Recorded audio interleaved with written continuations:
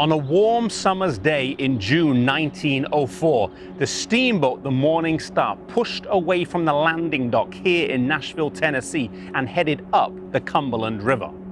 On board was a small group of explorers setting out to find land. Among them was Ellen White and her two sons, Edson and Willie White. Steering the boat was helmsman Will Palmer, and beside him was Ed Sutherland, educator, innovator, and missionary trailblazer. The group was on an expedition to find suitable land to build missionary training schools. These training schools were designed to deploy workers into the deep south of the United States.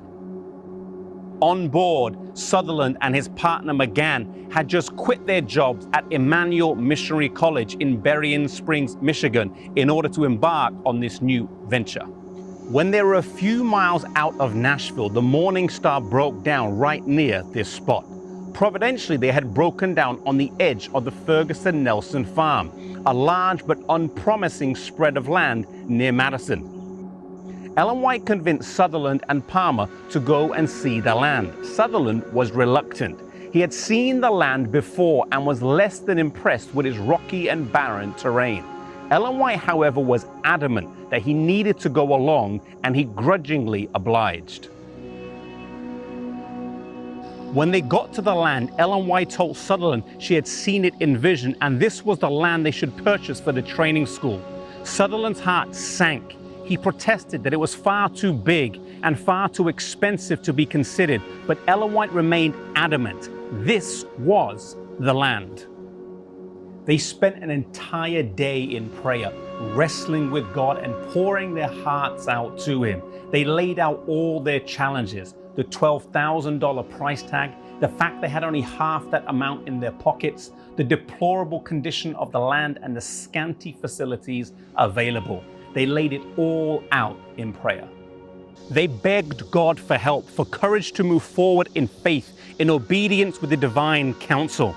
As they prayed, they were filled with such peace, assurance, and courage that from that point forward, whenever they faced challenges, they never doubted that God had called them to this place and to this work.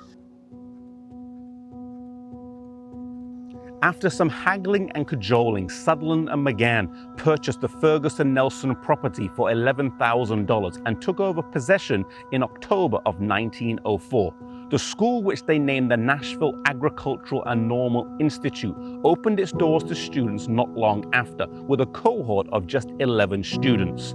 Sutherland and McGann's unique vision for the school incorporated several different aspects, including a school, a sanitarium, and a farm. It came to be known as the Madison School and operated as a self-supporting organization and sought to train, equip, and deploy self-supporting missionaries. Years later, when Adventist Laymen's Services and Industries, better known as ASI, was formed, it too embraced these same core values: mission, innovation, and self-sacrificing commitment, all driven by an empowered and well-equipped laity. At the heart of the Madison model were a few key principles: the importance of faith in God's word and sacrifice, the importance of innovation and entrepreneurship within the context of mission, and the importance of an empowered and engaged church membership readily sharing Christ in the marketplace.